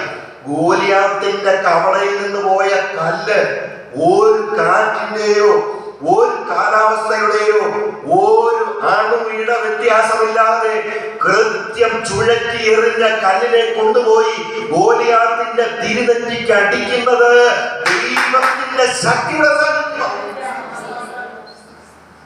അപ്പൊ ലക്ഷ്യസ്ഥാനത്ത് എത്തിക്കുക എന്നുള്ളത് ദാവീദിന്റെ പരിപാടിയല്ല, ദാവീദിന്റെ ആരോഗ്യമല്ല, കവണയുടെ വെടുക്കല്ല. അടിമവീടായ ഇസ്രായേൽ ദേശത്ത് നിന്ന് നിന്നെ കൊണ്ടുവന്ന യഹോവയായ ഞാൻ നിന്റെ ദൈവമാകുന്നു. അതുകൊണ്ട് നിങ്ങൾ ഭാരപ്പെടണ്ട, ടെൻഷൻ അടിക്കണ്ട. നിങ്ങൾ എന്താകും. അഥവാ ജീവിതത്തിൽ എല്ലാവർക്കും ഒരുപോലെ അല്ലല്ലോ. നിശ്ചയമായി ദൈവം കൊണ്ടിയെന്ന് എത്തിക്കേണ്ടതിനെ ദൈവം ലക്ഷ്യസ്ഥാനത്ത് എത്തിക്കുന്ന ദൈവം. ഞാൻ പഠിക്കണം, ജോലി കിട്ടണമെന്ന് ആഗ്രഹിച്ചൊക്കെ പോയ വ്യക്തിയാണ്. പ്രീ ഡിഗ്രി കഴിഞ്ഞതിന് ശേഷം അടുത്ത പഠനം, അപ്പോൾ ഞങ്ങളുടെ ഒരു അച്ഛൻ പറഞ്ഞു, ഗുജറാത്തിൽ ഞാൻ പഠിക്കാനുള്ള ക്രമീകരണം ചെയ്യാം, IT പഠിക്കാനായിട്ട് ഞാൻ അവിടെ പോയി. IT പഠിക്കാനായിട്ടുള്ള കാര്യങ്ങൾ ക്രമീകരിച്ചു, അവിടെ അഡ്മിഷൻ കിട്ടി. പക്ഷെ പഠനം ഭയങ്കര ദുഷ്കരമാണ്, പ്രാക്ടിക്കലാണ്, കെമിക്കൽ പ്ലാന്റുകളാണ്. നിങ്ങൾക്കറിയാം, കെമിക്കൽ എഞ്ചിനീയർമാരുടെ തൊട്ട് താഴെപ്പുറത്തുള്ള ഒരു പോസ്റ്റാ കെമിക്കൽ അറ്റൻഡന്റ് ഓപ്പറേറ്റർ എന്ന് പറഞ്ഞ്. സൾഫ്യൂരിക് ആസിഡ് ഉണ്ടാക്കുന്നത്, CH2 ഉണ്ടാക്കുന്നത്, വാട്ടർ ട്രീറ്റ്മെന്റ്, അപകടകരമായ പ്ലാന്റുകളും വാട്ടർ ട്രീറ്റ്മെന്റിന്റെ പ്ലാന്റുകളും ഒക്കെ ഉണ്ടാക്കുന്നത് പഠിക്കുക, തിയറി പഠിക്കണം, പ്രാക്ടിക്കലി ചെയ്യണം. അങ്ങനെ എഴുതുന്ന സമയത്ത് എനിക്ക് ഭയങ്കര പ്രയാസം, സംസാരിക്കാൻ പ്രയാസം, കേൾക്കുന്നതിന് പ്രയാസം, കാണുന്നതിന് പ്രയാസം, പുസ്തകം വായിക്കുന്നതിന് പ്രയാസം, നടക്കുന്നതിന് പ്രയാസം. പാട്ടൊന്നും പാടിയില്ല എന്റെ പാസ്റ്റർ. സ്തോത്രം. ദാവീദിന്റെ കാര്യവും കവണയുടെ കാര്യമൊക്കെ പറഞ്ഞു. ഉച്ചകഴിഞ്ഞ് നിങ്ങൾ എല്ലാവരും ഉണ്ടാവും. സ്തോത്രം. അപ്പൊ പാട്ട് ഉച്ചകഴിഞ്ഞത്തേക്കുള്ള ക്രമീകരിക്കും. ഇപ്പൊ ഈ സാക്ഷ്യത്തിന്റെ കാര്യങ്ങളോട് പറയാതെ പോകാൻ നോക്കുന്നത് വേറെ ആരും ഇനിയും വരുമ്പോൾ തോന്നുന്നില്ല. സ്തോത്രം. അപ്പൊ ഭയങ്കര അസഹനീയമായ അവസ്ഥ. എന്റെ ഫോണിൽ ഞാൻ ഇങ്ങോട്ട് വന്നപ്പോൾ ഒരു സഹോദരി കരയുക. അവരുടെ കുഞ്ഞുങ്ങളുടെ ജീവിതം ആചാര പ്രവർത്തിയാൽ തകർന്നുപോയി. സഹോദരി കരഞ്ഞ് ഞാൻ പറഞ്ഞു, നിങ്ങൾ കരയേണ്ട സഹോദരി, ദൈവം വഴിയൊരുക്കും, ഭദ്രമായിരിക്കും, ധൈര്യമായിട്ടിരിക്കുന്നൊക്കെ പറഞ്ഞ് ആശ്വസിപ്പിച്ച ഞാനിങ്ങോട്ട് വരുന്നു. ആരൊക്കെയാണോ എവിടെ നിന്നൊക്കെയാണോ വിളിക്കുന്നത് എന്ന് പറഞ്ഞാൽ കുഞ്ഞുങ്ങളെ ഓർത്ത് തകരുന്ന മാതാപിതാക്കൾ ഒരുപാടുണ്ട്. എനിക്ക് സംസാരിക്കാൻ കഴിയുന്നില്ല, കേൾക്കുന്നതിന് പ്രയാസം, പുസ്തകം വായിക്കുന്നതിന് പ്രയാസം, നടക്കുന്നതിന് പ്രയാസം. ഉടനെ ഞങ്ങൾ അച്ഛനെ പറഞ്ഞു, അച്ഛോ എനിക്ക് എത്രയും പെട്ടെന്ന് നാട്ടിൽ പോകണം, ഡോക്ടറെ കാണണം, എന്തോ പറ്റിയെന്ന് അറിയത്തില്ല. അപ്പൊ അച്ഛൻ അവിടെ 2-3 ആശുപത്രികളൊക്കെ എന്നെ കൊണ്ട് കാണിച്ചു. ഒരു കുറവുമില്ല.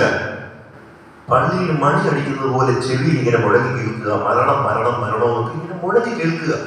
ഞാൻ ജോലി ചെയ്യുന്നിടത്തേക്ക് ഓടും, ക്വാർട്ടേഴ്സിലേക്ക് ഓടും. ആകെപ്പാടി ഒരു ഭീതി. 94 ഒക്ടോബർ മാസം 16-ാം തീയതി രാത്രി ഞാൻ വീട്ടിൽ വന്നു. 2-3 ട്രെയിൻ മാറി കയറിയ വന്നത്, എമർജൻസി വന്നതുണ്ട്. വൈകിട്ട് പ്രാർത്ഥനയ്ക്കായിട്ട് ദൈവസന്നിധിയിലിരുന്നു. ചിന്തയൊന്ന് മാത്രം, ദൈവമേ, ട്രെയിൻ യാത്രയിൽ തന്നെ ഞാൻ മരിച്ചു പോകുമെന്ന് എനിക്ക് ഉള്ളിൽ ഭീതി ഉണ്ടായിരുന്നു. പക്ഷെ ജീവനോടെ എൻ്റെ വീട്ടിൽ വന്ന് എൻ്റെ അപ്പനെയും അമ്മയൊക്കെ കാണാനായിട്ട് സഹായിച്ചല്ലോ. അപ്പൻ ജോലി സ്ഥലത്താണ്. പ്രാർത്ഥിക്കാൻ അതുകൊണ്ട് നന്ദിയോടെ ഇരിക്കുക.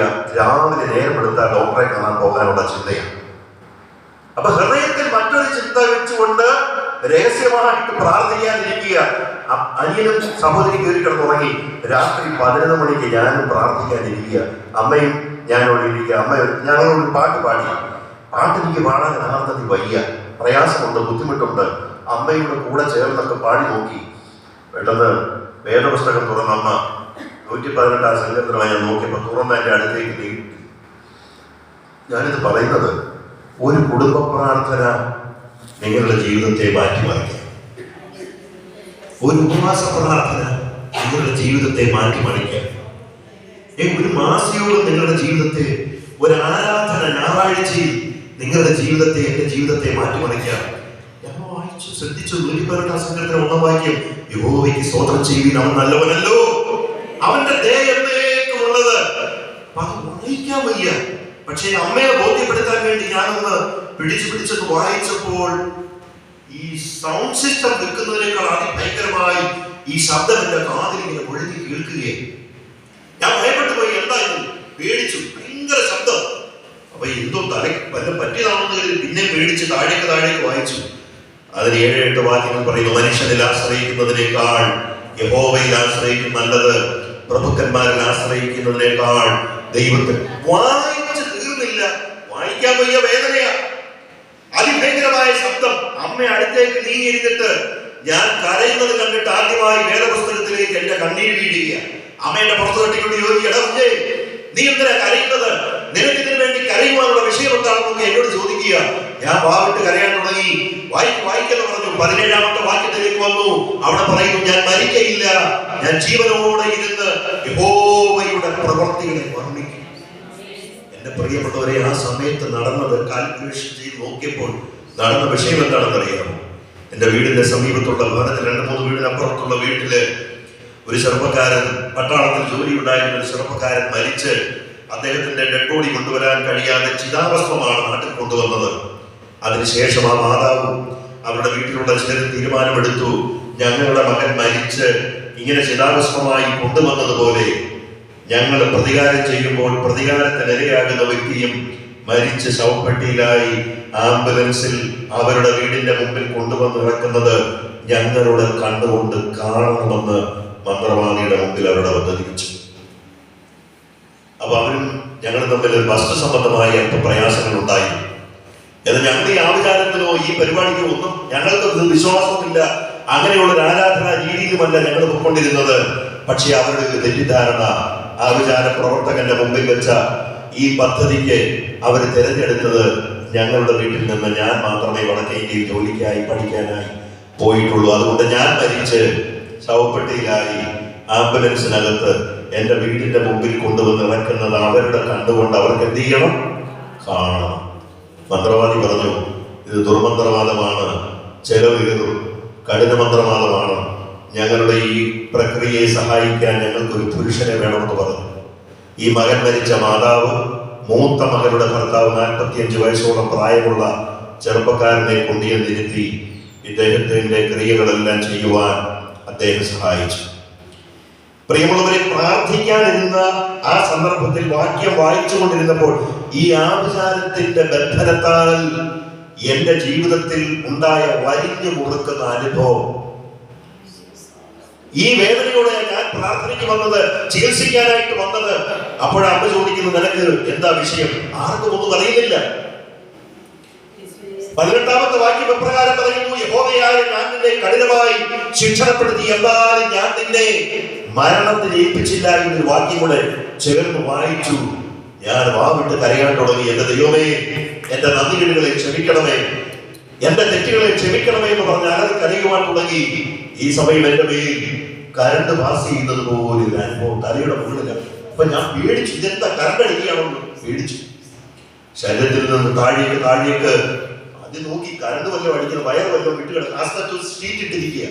അപ്പൊ ബൾബിടാനോ ഫാനിടാനോ ഒരു വയറോട് ഇട്ടിട്ടുണ്ട്. ഇതുവല്ല ഇടങ്ങി വീണതാണോ എന്ന പാസ്റ്ററെ ഞാൻ ആദ്യം സംശയിച്ചു പോയി. എന്റെ ശരീരത്തിൽ നിന്ന് തലയുടെ ഭാഗത്ത് നിന്ന് താഴേക്ക് ഈ ശക്തി വർദ്ധിച്ചു. ഞാനിത് ഓർമ്മപ്പെടുന്നത് അന്ന് എനിക്കത് വ്യക്തമായി മനസ്സിലായില്ല. ദൈവത്തിന്റെ പരിശുദ്ധാത്മാവ് ഇറങ്ങി വരുന്നതിന്റെ ആ ഒരു അനുഭവം എനിക്ക് കരണ്ടടിക്കുന്നത് പോലെയായിരുന്നു. അത് ഞാൻ ഭയപ്പെട്ടു. ഈ തലയുടെ വയ്യായ്മ കൊണ്ട് സംസാരിക്കുന്നവരെ, ചെവിക്ക് പ്രയാസമുള്ളത് കൊണ്ട്, കണ്ണിന് ബുദ്ധിമുട്ടുള്ളത് കൊണ്ട്, അസുഖം ഇടയ്ക്കിടയ്ക്ക് സ്തോത്രവും ഹല്ലേലൂയായും ഒക്കെ പറയുന്നത് കൊണ്ട് എനിക്ക് മനസ്സിലായി ഇത് അസുഖത്തിൻ്റെതല്ല, പ്രാർത്ഥനയുടെ അനുഭവത്തിലാണ്. ഇല്ലെങ്കിൽ ഇങ്ങനെ സ്തോത്രവും ഹല്ലേലൂയായും ഒന്നും പറയത്തില്ലല്ലോ. നിമിഷ നേരം കൊണ്ട് റബ്ബർ കൊണ്ട് കുതിക്കുന്നത് പോലെ ഞാൻ ആ മുറിയിൽ ഉയർന്നും താണും രാത്രി 11 മണി മുതൽ രാത്രി 1:30 വരെ ഞാൻ ഉയർന്നും താണും. എന്താ നടക്കുന്നത്? എന്റെ പ്രിയമുള്ളവരെ, ആ സമയം പറഞ്ഞു, അങ്ങയുടെ വേല ചെയ്യുവാൻ, അങ്ങയുടെ വചനം സംസാരിക്കുവാൻ എന്റെ നാവിനെ ബലപ്പെടുത്തണമേ എന്ന് ഞാൻ പറഞ്ഞ ദൈവസന്നിധിയിൽ ഒരു തീരുമാനമെടുക്കുന്നത് പോലെ ആയപ്പോൾ അതുവരെ എന്നെ ബന്ധപ്പെടുത്തിക്കൊണ്ടിരുന്ന ആ ദൈവശക്തി പതുക്കെ ശാന്തമായി. അന്ന് രാത്രിയിൽ സംഭവിച്ചത്, എന്റെ മേലുണ്ടായിരുന്ന ആ വിചാരത്തിന്റെ ബന്ധനത്തെ നസറേയനായ യേശു ക്രിസ്തു അഴിച്ചു കളഞ്ഞു. അതിനെ കരിച്ചു കളഞ്ഞു എന്ന് വേണം പറയാൻ. പക്ഷേ അന്ന് രാത്രി എനിക്ക് മനസ്സിലായില്ല. ഞാൻ അടുത്ത ദിവസം രാവിലെ അടൂർ പ്രൈവറ്റ് ബസ് സ്റ്റാൻഡിൽ രാവിലെ 10 മണിക്ക് അവിടെ നിന്നപ്പോഴാണ്, ഡോക്ടറെ കാണാൻ നിന്നപ്പോഴാണ് എനിക്ക് മനസ്സിലായത്, എനിക്ക് സംസാരിക്കുന്നതിന് പ്രയാസമില്ല, എനിക്ക് കേൾക്കുന്നതിന് പ്രയാസമില്ല, എനിക്ക് കണ്ണുകൾ തുറന്ന് നോക്കുന്നതിന് പ്രയാസമില്ല, എനിക്ക് നടക്കുന്നതിന്, എന്റെ കാല് തറയിൽ അമർത്തി നടക്കുന്നതിന് എനിക്ക് പ്രയാസമില്ല. എനിക്കൊരു യാഥാർത്ഥ്യം മനസ്സിലായി. കഴിഞ്ഞ ദിവസം ദൈവത്തിന്റെ ശക്തി എന്റെ മേൽ വന്നു. എന്റെ മേലുണ്ടായിരുന്ന ആവികാരത്തിന്റെ ബന്ധനത്തെ യേശു പൂർണ്ണമായി എന്നെ വിടുവിച്ചു. സ്തോത്രം. ദൈവത്തിന്റെ ചോദ്യം നിങ്ങൾ മറന്നു പോകരുത്. ഞാൻ സകല ജനത്തിന്റെയും ദൈവമായ യഹോവയാകുന്നു. എനിക്ക് കഴിയാത്ത വല്ല കാര്യവും ഉണ്ട്. അത് കഴിഞ്ഞാൽ ഒരു അനുഭവം ഉണ്ടായി. അച്ഛൻ എഴുതി എന്ന് പറഞ്ഞ അച്ഛൻ പറഞ്ഞു, സുരു പഠിക്കാൻ പറ്റൂ, അടുത്ത അടയാളം നടക്കും അതാണെങ്കിൽ മാത്രം അടുത്ത സുവിശേഷ വേലയുടെ ഭാഗമായി ദൈവവേലയുടെ ഭാഗമായി ഒക്കെ പൊക്കളാൻ പറഞ്ഞു. 2.5 മാസത്തിന്റെ സൗഖ്യത്തിന് ശേഷം ഞാൻ തിരിച്ച് ജോലിക്ക് പ്രവേശിച്ചു. 95 ജനുവരി മാസം 22-ാം തീയതി ദൈവത്തിന്റെ ശക്തി എന്റെ മേൽ വീണ്ടും വന്നു. ഒരു പാട്ടുകാരനാകണമെന്ന് ആഗ്രഹിച്ചു. പക്ഷേ പലപ്പോഴും അതിന് പ്രയാസമുള്ളത് കൊണ്ട് അത് കഴിഞ്ഞില്ല. ഞാൻ ദൈവത്തോട് പറഞ്ഞു, കർത്താവെ ആഗ്രഹിച്ചു, പക്ഷെ നടന്നില്ല.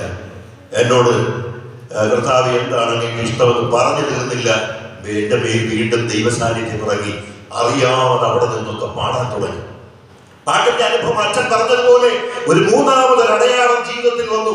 എന്റെ കുഞ്ഞെ, നിങ്ങളുടെ ജീവിതയാത്രയിൽ ദൈവത്തിന്റെ ചൂടടയാളം നിങ്ങളുടെ ജീവിതത്തിൽ ഘട്ടം ഘട്ടമായി ദൈവത്തിന്റെ സാന്നിധ്യം പിറകെയുണ്ട്.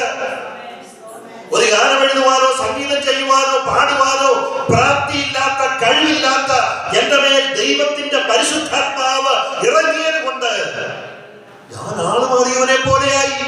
ഞാൻ പാടുന്ന വരികൾ എനിക്കറിയുന്നില്ല. ഞാൻ കേൾക്കാത്ത പാട്ട്, ഞാൻ പാടിയിട്ടില്ലാത്ത പാട്ട്, കണ്ടിട്ടില്ലാത്ത വരികളൊക്കെ ഞാൻ പാടുവാൻ തുടങ്ങി. ദൈവത്തിന്റെ പരിശുദ്ധാത്മാവിന്റെ പ്രത്യേകത കണ്ടോ? കഴിവില്ലാത്തവനെ കഴിവുള്ളവനാക്കുന്ന ദൈവം, യോഗ്യതയില്ലാത്തവളെ യോഗ്യതയുള്ളവളാക്കുന്ന ദൈവം, സകലരും തള്ളിക്കളഞ്ഞവളെ, സകലരും ഉപേക്ഷിച്ച് കളഞ്ഞവനെ കൊണ്ടുവന്ന് നിർത്തി ദൈവം സാക്ഷിയാക്കുന്ന ദൈവത്തിന്റെ പ്രവൃത്തി. സ്തോത്രം. ഞാൻ സകല ജനത്തിന്റെയും ദൈവമായ യഹോവയാകുന്നു. എനിക്ക് കഴിയാത്ത വല്ല കാര്യവുമുണ്ട്. അപ്പോഴത്തേക്ക് കേൾക്കണമോ നടന്നത്? എന്റെ അപ്പനും അമ്മയും പള്ളിയിൽ പോകുന്ന ദിവസം പകല് അവർക്കെതിരെ ആഭിചാര പ്രവൃത്തി ചെയ്ത ചേച്ചി വന്ന് ക്ഷമ ചോദിച്ചു. ഓശി, നിന്റെ മകനെ കൊല്ലുവാൻ ഞങ്ങളാകുന്ന പദ്ധതികളൊക്കെ ചെയ്തു, ഞങ്ങൾക്കത് കഴിഞ്ഞില്ല, ഞങ്ങളുടെ തെറ്റിനെ ഞങ്ങളോട് ക്ഷമിക്കണമെന്ന് ചേച്ചി പറഞ്ഞ് ക്ഷമ ചോദിക്കാനിടയായി. ഈ വിവരങ്ങളെല്ലാം വെച്ച അമ്മയുടെ കത്ത് അടുത്ത ദിവസം വീട്ടിൽ ഞാൻ ഗുജറാത്തിലായിരുന്നപ്പോൾ അവിടെ വന്നു. മോനെ, നാട്ടിലൊരു സംഭവം നടന്നു. നീ മരിച്ച് ശവപ്പെട്ടിയിൽ ഇങ്ങനെ കൊണ്ടുവന്നത് കാണാൻ ആഗ്രഹിച്ച് ചെയ്ത ക്ഷുദ്രപ്രയോഗത്തിൽ സഹായിക്കാൻ ഈ ചേച്ചി മൂത്ത മകളുടെ ഭർത്താവിനെ കൊണ്ടിയത് കൊടുത്തു. ആ ചേച്ചിയുടെ മൂത്ത മകളുടെ ഭർത്താവ് 45 വയസ്സുണ്ട്. അദ്ദേഹത്തിന് പെട്ടെന്ന് ശരീരത്തിനൊരു അസ്വസ്ഥതയുണ്ടായി. മെഡിക്കൽ കോളേജിലേക്ക് കൊണ്ടുപോയി. തിരിച്ച് ചില ദിവസങ്ങൾ കഴിഞ്ഞ് മരിച്ച് ശവപ്പെട്ടിയിലായി.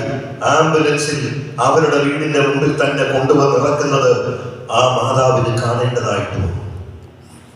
ഇത് 2004 സെപ്റ്റംബർ മാസം അവസാനം മൂവാറ്റുപുഴയ്ക്കടുത്ത് കൂത്താട്ടുകുളത്തിനുമിടയിൽ ഈറ്റാപ്പള്ളി എന്ന് പറഞ്ഞ സ്ഥലത്ത് 21 ദിവസം ഉപവാസ പ്രാർത്ഥന നടക്കുന്നതിന്റെ 2ാമത്തെ ദിവസം ദൈവത്തോടൊരു ചോദ്യം ചോദിച്ചു.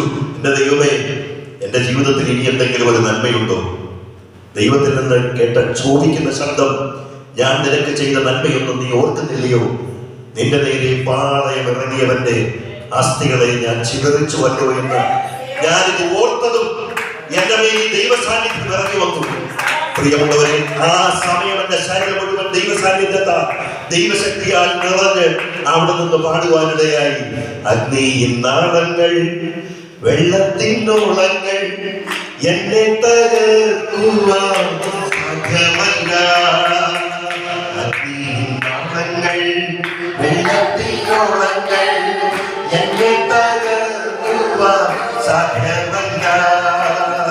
അഗ്നിയിലിറങ്ങി വെള്ളത്തിൽ നടന്ന് കൂടെ വരുവാൻ കർത്തനുണ്ട്. അഗ്നിയിലിറങ്ങി വെള്ളത്തിൽ നടന്ന് കൂടെ വരുവാൻ കർത്തനുണ്ട്. കാണുന്നു വിശ്വാസത്താൽ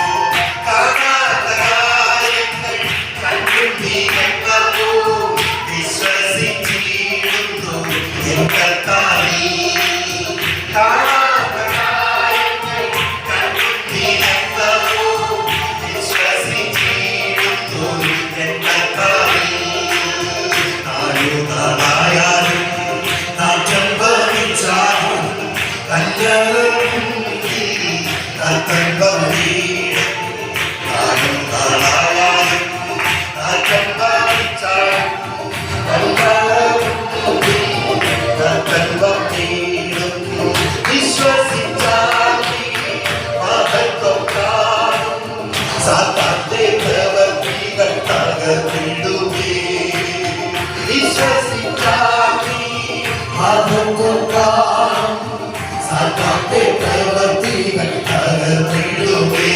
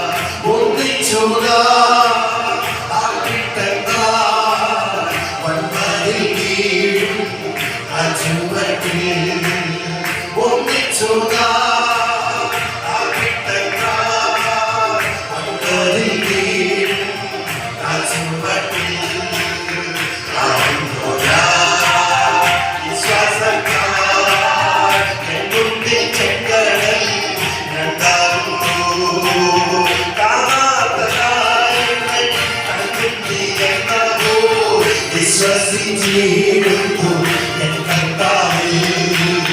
കാണാത്ത കാര്യങ്ങൾ കൺമുമ്പിലെന്നോ വിശ്വസിച്ചിടുന്നു എൻ കർത്താവിൽ. കാണാത്ത കാര്യങ്ങൾ കൺമുമ്പിലെന്നോ വിശ്വസിച്ചിടുന്നു എൻ കർത്താവിൽ. കാണാത്ത കാര്യങ്ങൾ കൺമുമ്പിലെന്നോ വിശ്വസിച്ചിടുന്നു എൻ കർത്താവേ. ഞാൻ സകലജടത്തിന്റെയും ദൈവമായ യഹോവയാകുന്നു, എനിക്ക് കഴിയാത്ത വല്ല കാര്യവുമുണ്ട്.